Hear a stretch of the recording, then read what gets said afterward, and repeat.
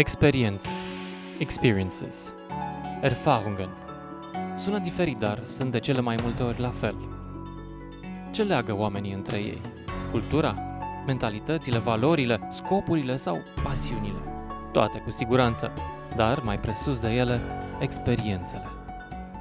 Dacă experiența te face mai puternic și mai înțelept, experiențele te fac parte dintr-o comunitate de oameni asemenea ție, oameni alături de care poți construi. Eu mereu spun că dacă fiecare are numai o idee, te întâlnești cu cineva și înainte fiecare are numai o idee, când te desparți, dacă ai înțeles ideea partenerului, te desparți cel puțin cu două idei.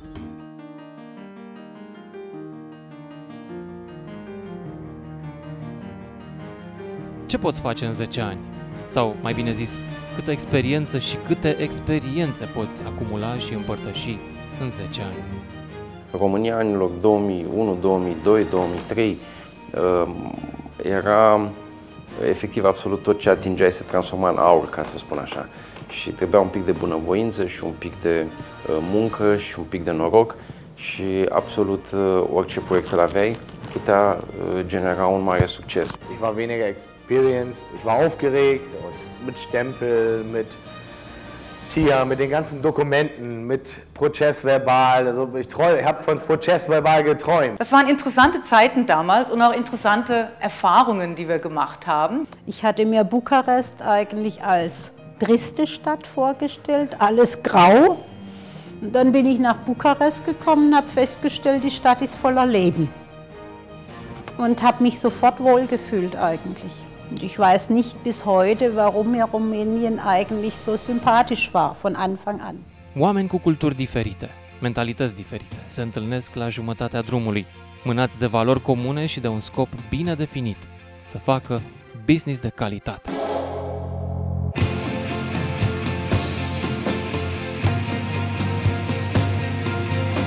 După ce ai ștampilă, peste tot, la noi românii se pui ștampilă ăștia. Nemții, pe urmă, am început să lucrez cu ei, aproape că niciunul. Eu eram cu ștampila în buzunar și vreau să pun ștampila. Ei nu mai aveau cultul acesta, să zic, al ștampilei. Era vorba să o strângere de mână era suficientă. Und bin sicherlich auch kreativer geworden, Lösungen zu finden, wenn es eben keine Vorschrift oder keine Regelung gibt. Das Zweite ist, ich selbst bin, glaube ich, auch engagierter geworden, was meine Tätigkeit hier anbelangt. Denn da habe ich mir wirklich muss ich sagen, ein Beispiel genommen an meinen Mitarbeitern, an dem Team, das wir haben, an dem Team, in dem ich gearbeitet habe. Țin minte că trebuia să mă ocup de rezolvarea unor probleme care în Germania cu siguranță nu ar fi apărut, însă în același timp mă amintesc cu mare plăcere că erau unele probleme foarte dificile care chiar mă întrebam cum să le dau de cap. Însă la un moment dat se rezolvau singure, cumva, într-un fel sau altul. Überzeugt hat und was mich so beeindruckt hat eigentlich war die Freundlichkeit der Leute untereinander und die Hilfsbereitschaft untereinander. Und ich muss sagen, ich war recht positiv beeindruckt, die Freundlichkeit des Personals hier vor allen Dingen. Hier in Rumänien war es eigentlich so, dass einer hatte eine Bohrmaschine, der andere hatte einen Winkelschleifer. Man hat sich gegenseitig geholfen, man hat es getauscht und das war eine Selbstverständlichkeit. Und damit sind die Leute miteinander ins Gespräch gekommen. România au o vorbă, lucru nemțesc.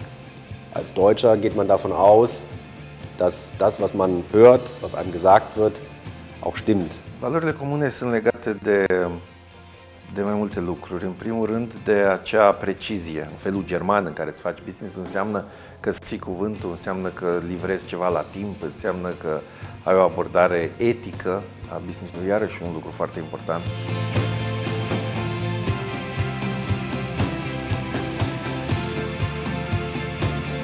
Începută ca o delegație germană în România, apoi cu un birou, comunitatea de oameni de business nou înființată se transformă natural într-o cameră de comerț, menită să deschidă drumul investitorilor germani pe piața românească și, deopotrivă, celor români pe piața germană. Da gab es ja auch regelmäßig Treffen oder kleine Besprechungen, da sind dann noch 10 Leute gekommen oder 12. Au fost un momente de entuziasm, momentul de a răspunde provocărilor și a fost un entuziasm foarte ridicat. 2001-2002, practic, eu aș marca începutul capitalismului.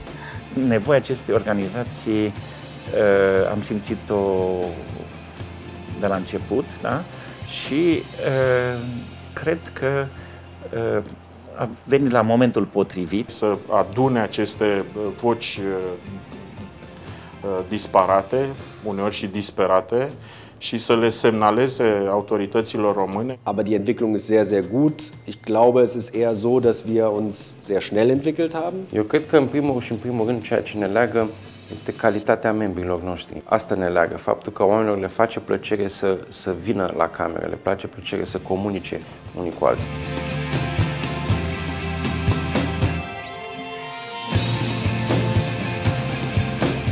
Odată cu deschiderea economică a României, venind mulți investitori străini sau antreprenorii români a anilor 90 au trebuit să se adapteze, au trebuit să schimbe din mers modelul de business, pentru că mica afacere de la colțul străzii deodată a trebuit să facă față competiției marilor companii care au introdus aici tot felul de sisteme de business, au adus tehnologie, au adus know-how din afară și deodată mici antreprenori români care au avuseseră poate succes în anii 90 au trebuit să se adapteze. Și încet, încet în România a început să se instaureze și cultura calității și după 2005-2006 lumea a început să se întrebe dincolo de cât costă și ce face produsul ăla și cât timp face. Până în 2008 a mers totul foarte bine, deci era...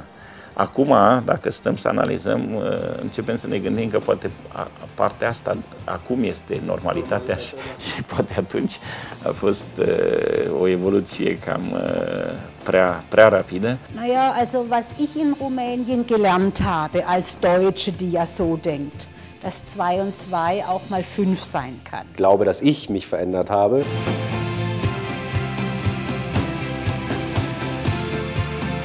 Profesionalismul omului de afaceri din România este mult, mult diferit față de ce a fost la început. Businessul în România a evoluat în ultimii 15 ani foarte mult. Chiar dacă parțial nu ne dăm seama și ca om de business, e în general bine să fii permanent nemulțumit, pentru că așa se naște progresul.